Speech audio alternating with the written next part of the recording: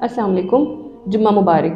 ایمان کے 70 درجے، اس میں سب سے افضل درجہ جو ہے وہ لا الہ الا اللہ ہے، اور سب سے ادنا درجہ کوئی بھی تکلیف دہ چیز کو راہ سے ہٹا دینا ہے۔ ہمارے نبی کریم صلی اللہ علیہ وآلہ وسلم کی تعلیمات بھی یہی ہیں کہ راہ میں پڑی کوئی مضر یا تکلیف دہ چیز کو، جیسے کہ کوئی کانٹا یا کچرا، اس کو ہٹا دیں، کیونکہ یہ ایمان کا سب سے ادنا درجہ ہے اور انسانیت کی آخری معراج ہے۔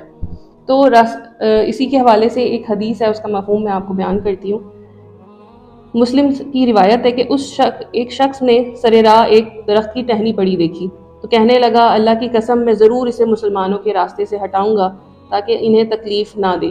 وہ اسی عمل پر جنت میں داخل ہو گیا۔ اس حدیث سے ہمیں یہ پتہ چلتا ہے کہ راستے کا حق یہ ہے کہ اس میں ایسا کوئی کام نہ کیا جائے جس سے راہ چلنے والوں کو تکلیف ہو۔ اکثر ہم دیکھتے ہیں کہ لوگ راستے میں ہی کھڑے ہو کے باتیں کرنا شروع کر دیتے ہیں۔ اکثر بلکہ میں ڈرائیونگ کر رہی ہوتی ہوں تو وہ اچانک سے بریک لگا کے پاس کوئی بھی کھڑا شخص ہوتا ہے اس سے بات کرنا شروع کر دیتے ہیں۔